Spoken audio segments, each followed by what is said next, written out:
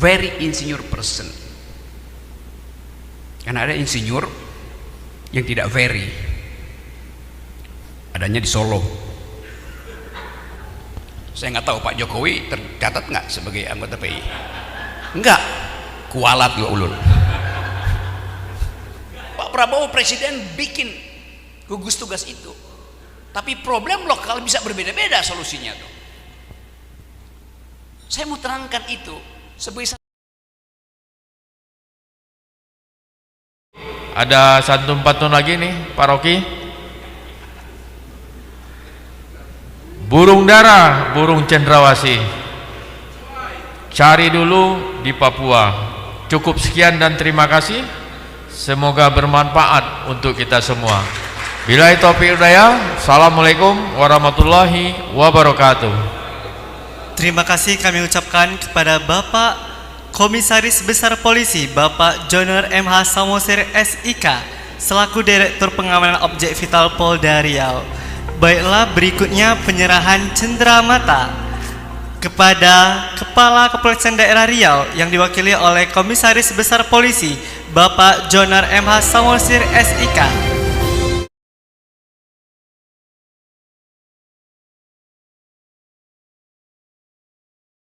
Acara selanjutnya, ceramah intelektual oleh pendiri Tumbuh Institute, yaitu Bapak Rocky Gerung. Kepada Bapak Rocky Gerung kami persilakan. Berikan tepuk tangan yang meriah kepada Bapak Rocky Gerung. Oke, terima kasih. Assalamualaikum warahmatullahi wabarakatuh. Pak Samosir, perhatikan. Upaya untuk menerangkan sesuatu yang memungkinkan kita paham dengan kepala dan disimpan di hati memang memerlukan bukan sekedar kecerdasan intelektual, tapi juga kecerdasan etis. Kedudukan Pak Samosir tadi adalah apa jabatannya? Melindungi objek-objek vital ya di Provinsi Riau. Tugas kepolisian. Apakah tuah dan marwah itu objek vital? Tak terlihat, tetapi dia sangat vital untuk mempertahankan tradisi, adat, kebaikan, nilai, value, integritas. Jadi yang kita sebut sebagai vital bukan sekedar vital yang dirumuskan oleh undang-undang, tapi vital yang diwariskan pada kita oleh nenek moyang, oleh orang tua, oleh ustadz, oleh pemangku adat. Rumusan inilah yang memungkinkan kita menganggap bahwa lingkungan itu memberi nilai pada kehidupan dan kita mesti rawat itu. Oh, mesti mulai dari pantun ya. Pantun.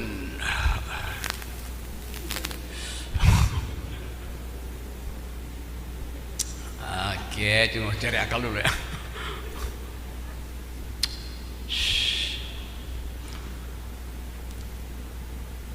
Dari rohil ke rohul,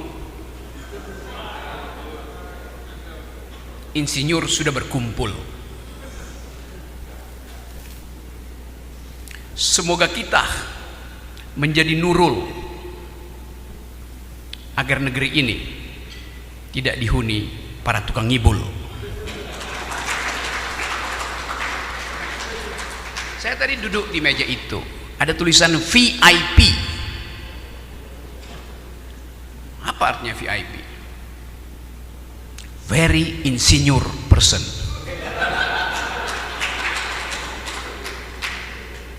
Apa artinya very insinyur person?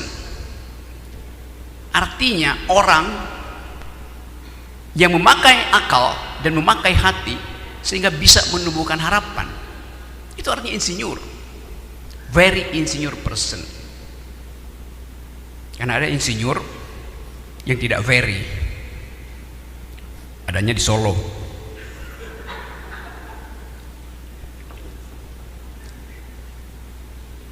Very insinyur person artinya dia yang memungkinkan kehidupan ini dibangun dengan mengolah alam, tapi sekaligus memperhatikan akibat-akibat sosial psikologi dari pengelolaan alam. Jadi dia gabungan antara mereka yang berpikir dengan akal, ulul albab, dan mereka yang memelihara nurani, ulul arsmi.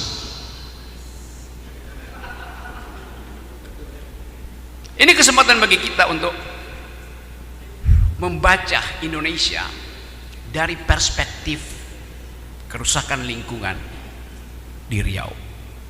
Dan itu yang menyebabkan saya berkali-kali ada di sini, berupaya untuk menerangkan apa sebetulnya fungsi dari polisi ketika dia harus mengucapkan kejujuran hati nurani rakyat, sekaligus panggilan hati nurani dia untuk menyelamatkan isi hutan, gajah misalnya. Kita coba membaca realitas, bisa kita baca secara teknokratik, realitas bisa kita rumuskan secara akademis, tapi kehidupan bergerak. Insinyur membaca benda mati,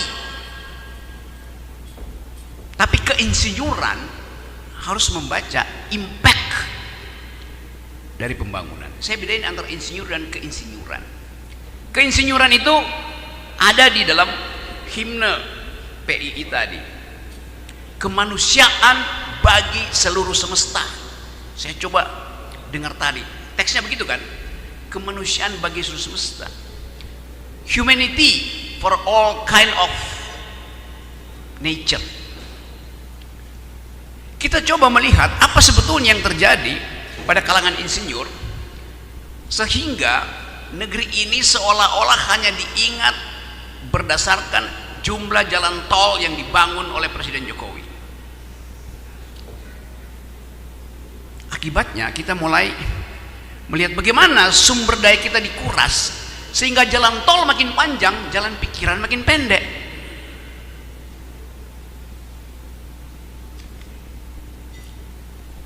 Karena cara kita merumuskan apa itu pengetahuan sangat terbatas hari-hari ini.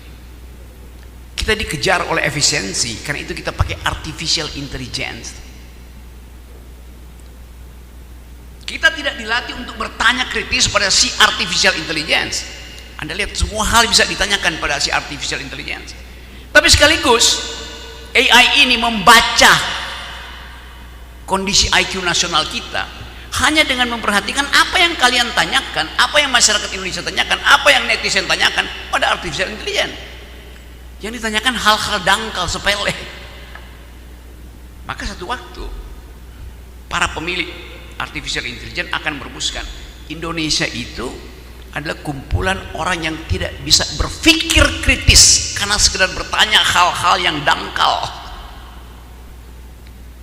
Apa penyebab wajah Pak Jokowi penuh bercak? Ditanya pada artificial intelligence. Kenapa nggak bertanya apakah di ruangan ini ada sungai atau tidak? Insinyur akan jawab tidak ada sungai di sini. Tapi seorang insinyur yang paham tentang environmental ethics, dia akan bilang 1, 2, 3, 4, 5, 6, 7, 8, 9, ada 9, 10, 11, ada 11 sungai di sini. Karena ada yang hidup, ada yang tumbuh, artinya ada H2O di situ.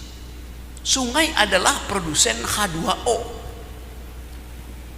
Sungai Siak mengalir secara horizontal, tapi di dalam pohon ada sungai vertikal yang naik dari akar,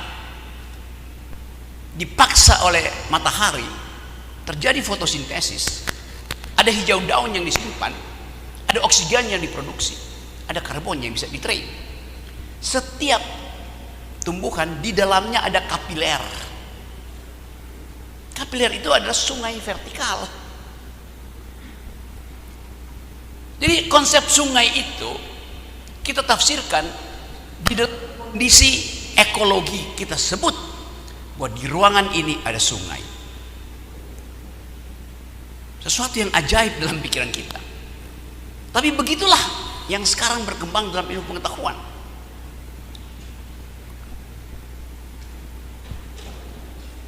Hutan Amazon hijau, rimbun. Kalau misalnya di hutan Amazon ada sebatang pohon yang tumbang,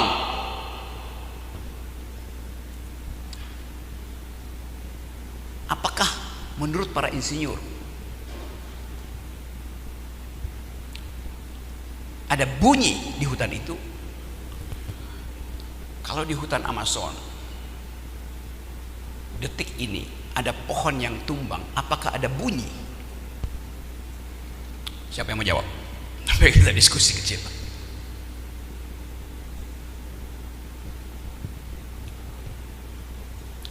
Bagi seorang insinyur yang belajar berdasarkan prinsip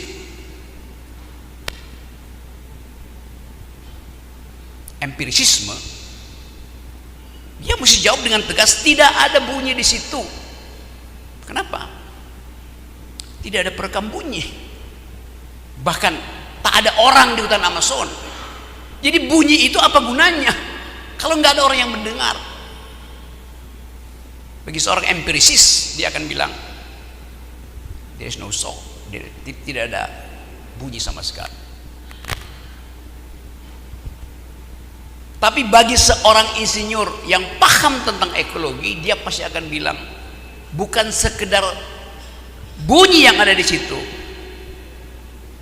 tapi juga kerusakan tanaman karena sebatang pohon tumbang.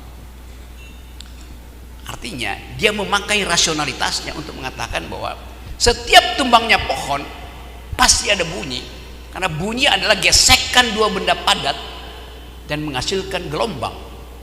Teorinya begitu kan? Tapi lebih dari sekedar menjelaskan konsep itu secara teknis, seorang insinyur akan mengatakan pasti pohon raksasa tumbang di hutan Amazon, pasti ada pohon-pohon kecil yang juga ikut patah. Sebagai deskripsi aja. Kalau saya lanjutkan pertanyaannya, kalau pohon itu memang sudah waktunya untuk tumbang, tak perlu Anda sesali. Tapi kalau pohon itu belum waktunya tumbang lalu digergaji oleh manusia di hutan Amazon, itu ada problem lingkungan di situ. Pohon yang tumbang di hutan Amazon karena usianya udah rapuh, oleh alam diatur sedemikian rupa sehingga tumbangnya pohon itu akarnya tercerabut, kanopinya jatuh ke bumi, sinar matahari masuk ke akar itu dan menumbuhkan tunas baru. Akibatnya hutan itu subur kembali karena alam mengatur siklus konservasi dirinya sendiri. Tadinya tunas itu nggak bisa tumbuh karena terlalu rimbun kanopinya, matahari nggak bisa buat fotosintesis. Oleh alam diatur supaya pohon itu harus tumbang supaya tunas-tunas baru itu kena sinar matahari dan tumbuh kembali hutan itu. Logika alam semesta begitu. Tapi kalau dia ditebang oleh manusia untuk kepentingan industri, tidak ada yang akan tumbuh di situ.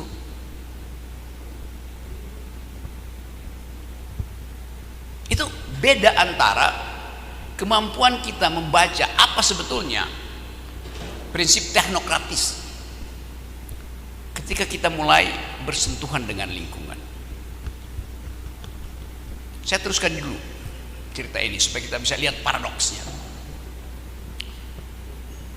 Jumlah kerusakan lingkungan yang dibuat oleh manusia sudah melampaui jumlah kerusakan yang dibuat sendiri oleh alam. Kerusakan yang dibuat oleh alam dia bisa perbaiki sendiri. Tapi kalau kerusakan yang dibuat manusia tak mungkin lagi diperbaiki oleh alam. Itu namanya antroposin, antroposene. Kerusakan yang dibuat oleh manusia. Kalau alam rusak, dia bisa pulihkan dirinya. Hukum homeostatisnya bilang begitu. Tadi saya mulai dengan hutan Amazon yang hijau,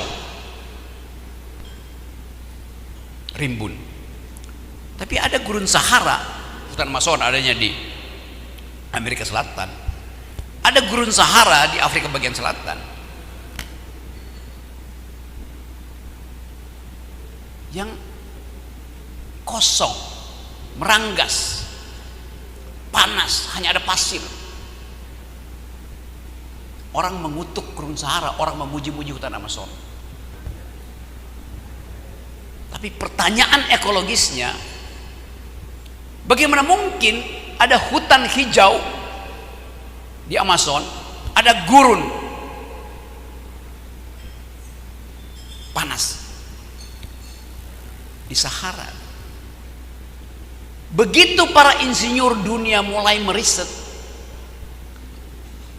hukum alam mulai bisa terbaca. Ini benua Amerika bagian selatan, di sini hutan Amazon. Ini benua Afrika, ada gurun Sahara.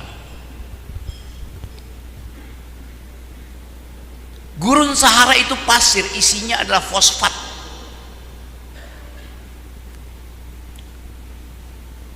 Panas matahari di gurun Sahara menyebabkan gurun itu menguapkan fosfat. Di dalam satu kali rotasi bumi, fosfat itu mengikuti rotasi bumi, dan dalam 70 jam tiba di hutan Amazon sebagai pupuk alam. Jadi hutan Amazon dipupuk oleh gurun Sahara. Bumi kita di gurun Sahara, ini hutan Amazon, kena matahari, fosfatnya menguap, mengikuti rotasi bumi, dia tiba sebagai pupuk di hutan Amazon. Alam mengatur ritus hidupnya.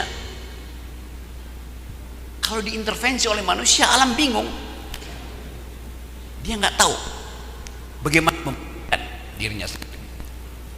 Jadi kita ingin pindahkan cara berpikir lama, karena jumlah kerusakan di bumi ini sudah melampaui daya regeneratif dari bumi itu sendiri. Dan saya melihat dengan Pak Kapolda, kita riset Riau ini akumulasi paling sempurna dari kerusakan ekologi itu, dengan impact sosialnya kemana-mana. Itu sebabnya saya bolak-balik ke sini melalui Tumbuh Institute bersama saya dengan Pak Wahid Gubernur, supaya kita bisa pulihkan akal pikiran negeri ini melalui akal pikiran Riau. Ini kesempatan yang bagus bagi para insinyur untuk mulai mengajar publik kita, universitas, tentang apa yang disebut ecological mode of thought, cara berpikir ekologis. Coba saya kasih ilustrasi ya.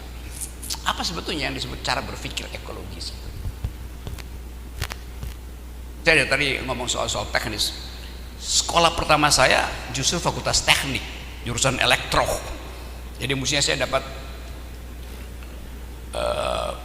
anggota luar biasa dari PII lah. Saya nggak tahu Pak Jokowi tercatat nggak sebagai anggota PII? Enggak, kualat lo ulul.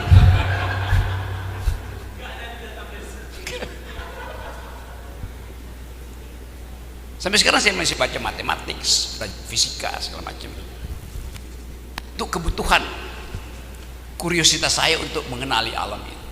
Wah, saya ngomong politik, ngomong ekonomi, hubungan internasional, filsafat, ya itu hobi kecil aja tuh. Hobi utama saya tetap membaca matematika, membaca fisika.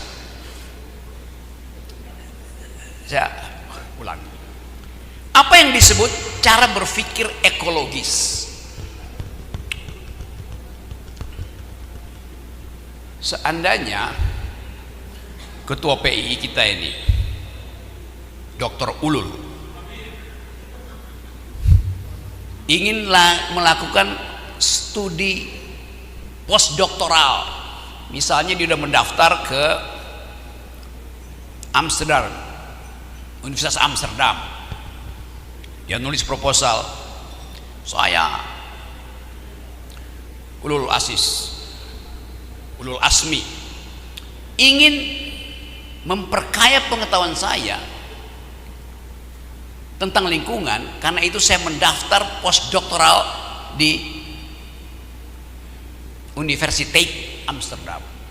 Dia tulis proposalnya sekarang, terus dia kirim ke rektor Universitas Amsterdam. Oke.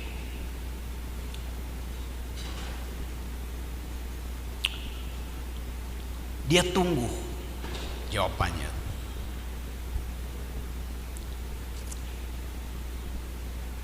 Tadi waktu dia lagi menulis proposal itu, ada nyamuk di tangan kirinya.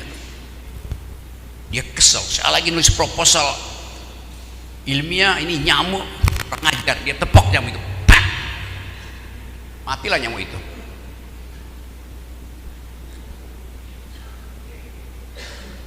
Peristiwa matinya nyamuk di ruangan ini,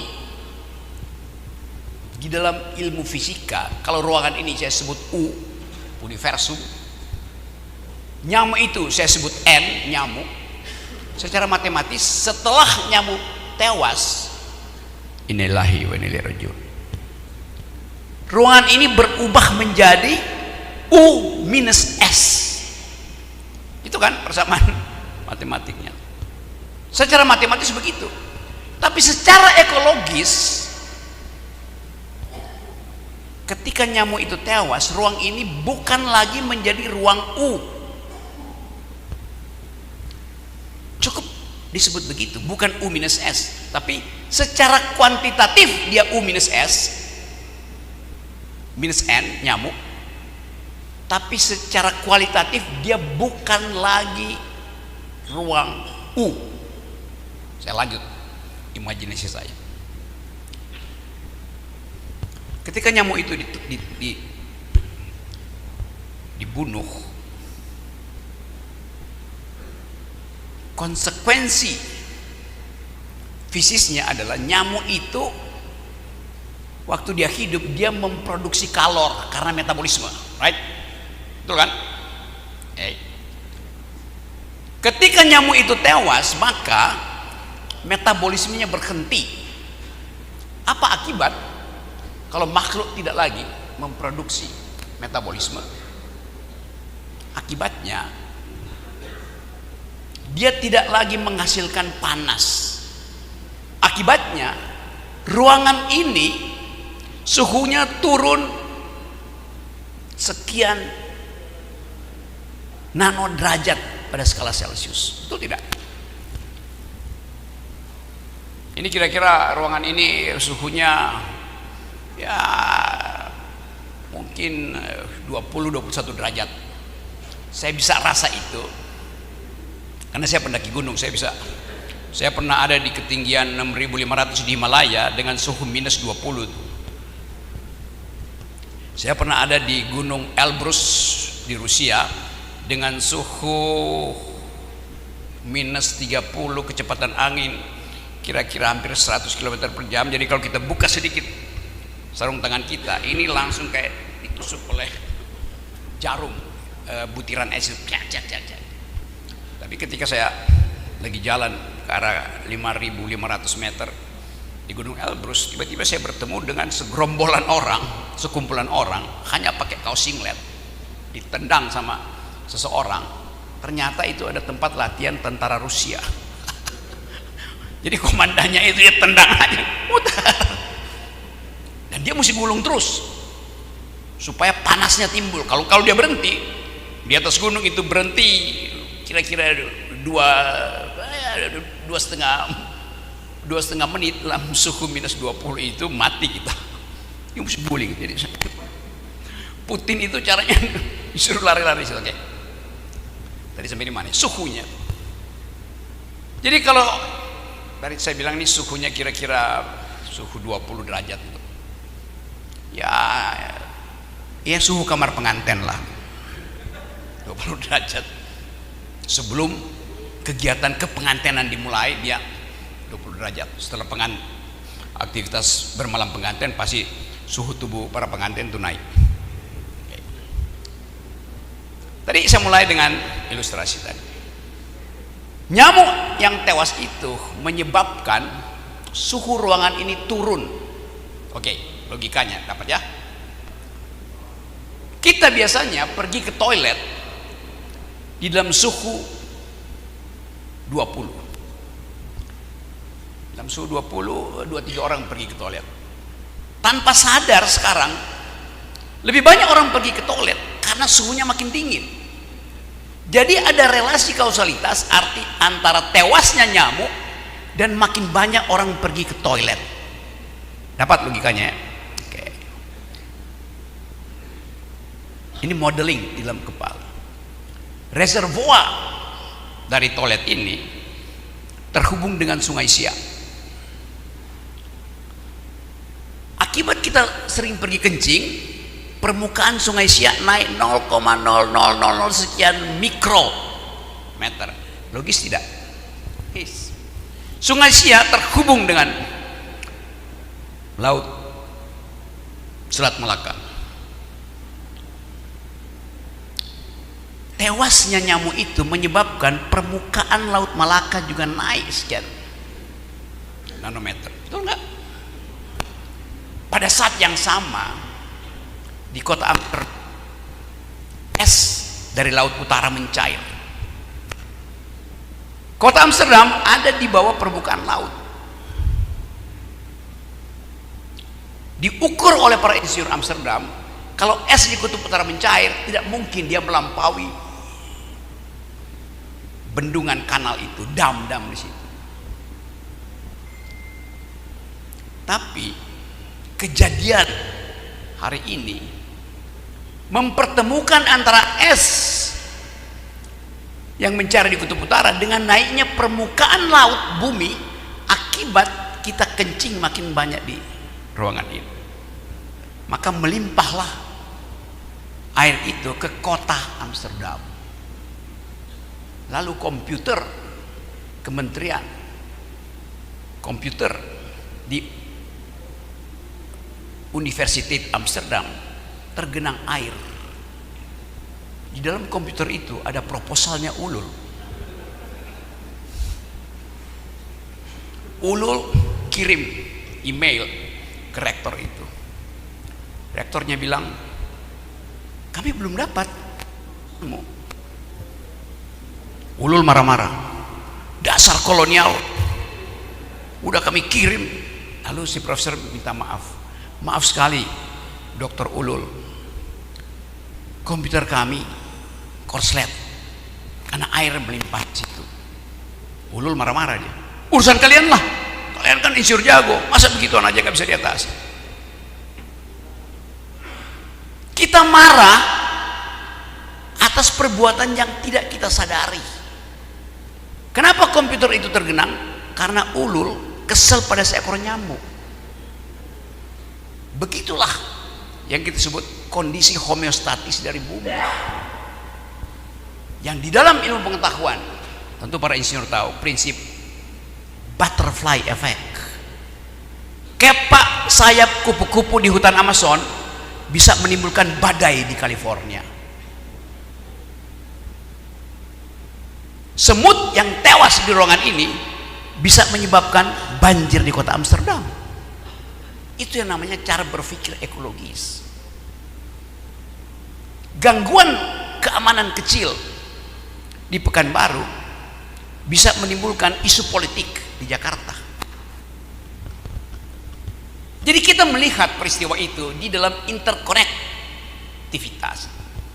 Insinyur terlatih untuk membaca kausalitas, terlatih untuk membaca interkonektivitas. Jadi ini adalah peristiwa akademis. kaum insinyur berkumpul untuk mulai menghasilkan cara berpikir baru, itu cara berpikir ekologis.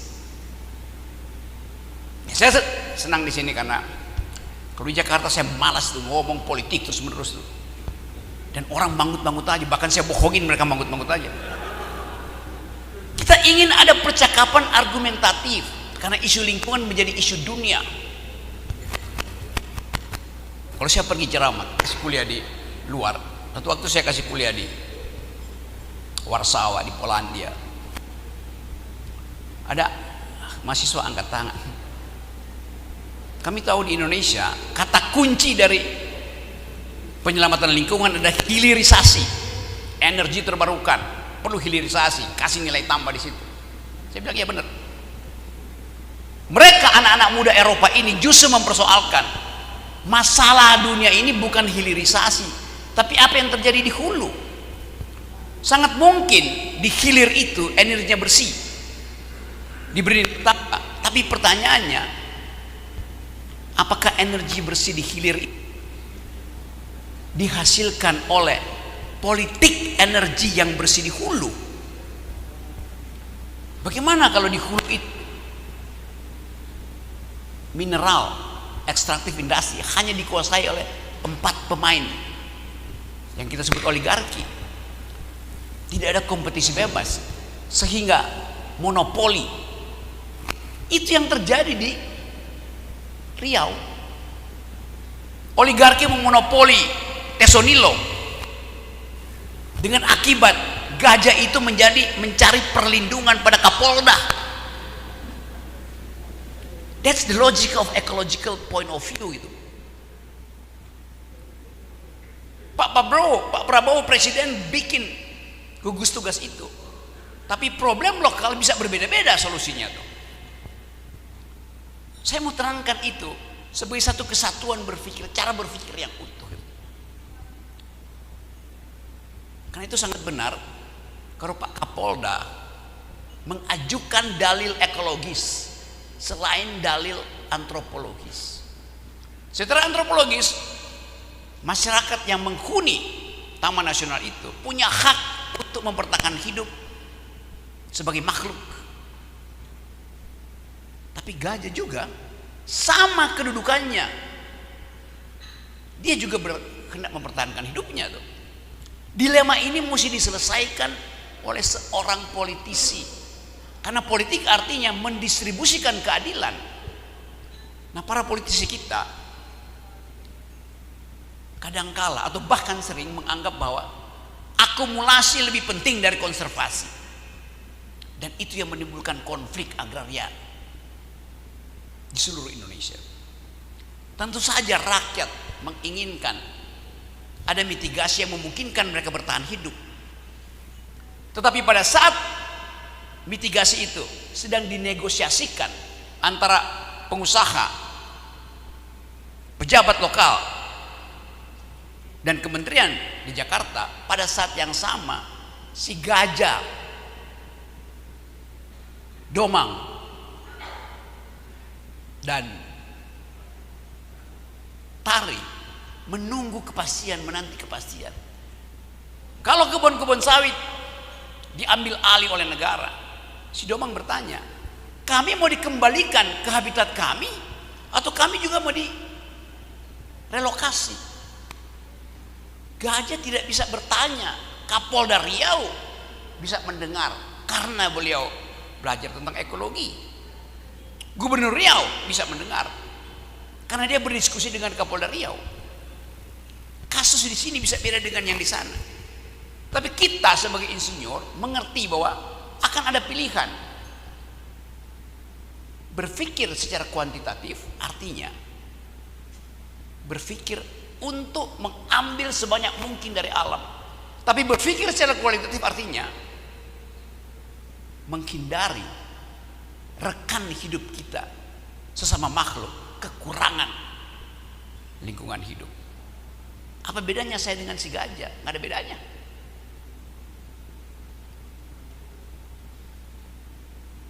Bangkai gajah itu bangkai saya, bangkai teman-teman.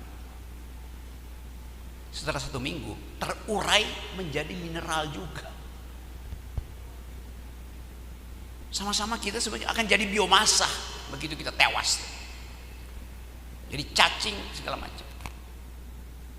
Status ini yang hendak kita pastikan. Saya berutang pada seekor, atau yang bilang seekor, pada 4 sosok yak. Yak itu adalah binatang, pernah tahu yak itu? Binatang endemi di pegunungan Himalaya. Satu waktu saya naik gunung Himalaya bersama teman saya Robert, yang juga bolak-balik ke sini untuk menerangkan apa yang dimaksud dengan ekosipasi, yaitu partisipasi untuk menghargai lingkungan. Saya jalan ke Himalaya, kira-kira di ketinggian 5.500 meter. Kita salah perencanaan itu, tidak dapat lagi tempat berteduh, maka kita mesti cari istirahat karena suhu udah masuk -16 itu. Persediaan makanan mulai berkurang tuh. Tapi kita berupaya untuk tidak panik. Lalu kita bertemu dengan kandang yak. Biasa kandang yak itu cuma dikasih batu. Lalu dengan segala macam kebedihan kita coba tambah batu itu supaya si yak tidak masuk kandangnya dan minta maaf, yak, malam ini kita mau pinjam, jadi kamu tidur di luar lah.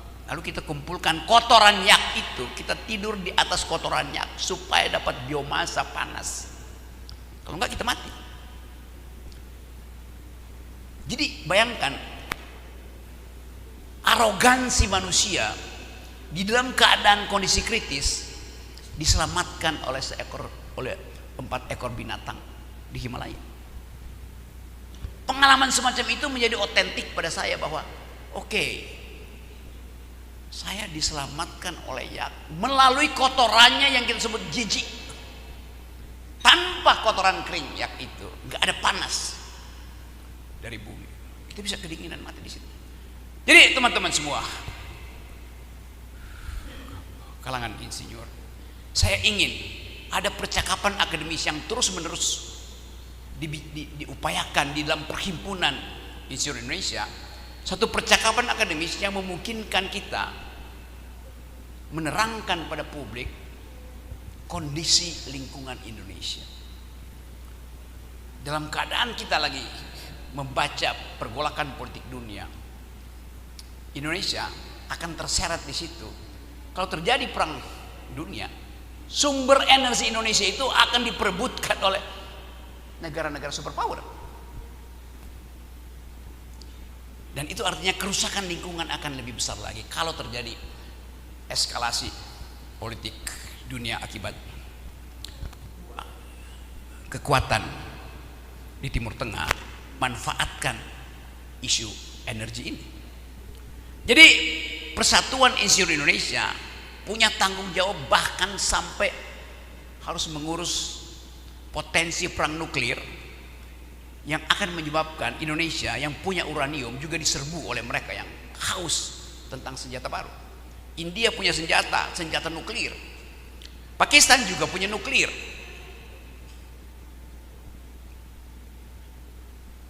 Krisis di Asia Selatan bisa menimbulkan pengungsian besar-besaran.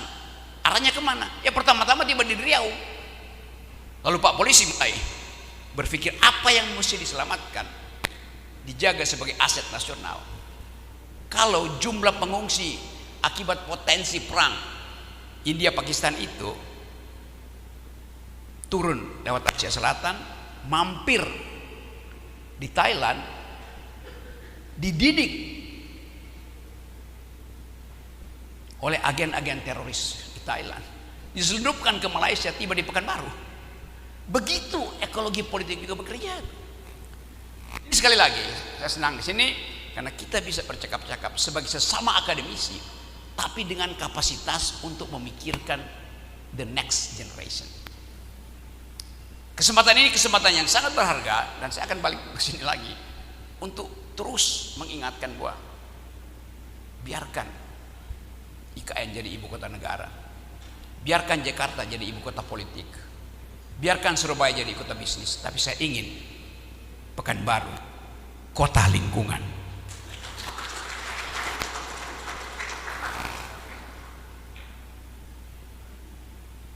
Matahari terbit dari timur, menyinari kota Pekanbaru. Saya ingin bersatulah semua insinyur untuk menghasilkan Indonesia baru. Terima kasih. Kami meminta kepada Bapak Rocky Gerung untuk tetap berada di tempat. Baiklah, acara selanjutnya penyerahan cenderamata kepada Bapak Rocky Gerung selaku pendiri Tumbuh Institut yang akan didampingi oleh Bapak Insinyur Ulul Asmi ST CST IPM Asian Engineering. Berikut penyerahan lukisan sebagai kenang-kenangan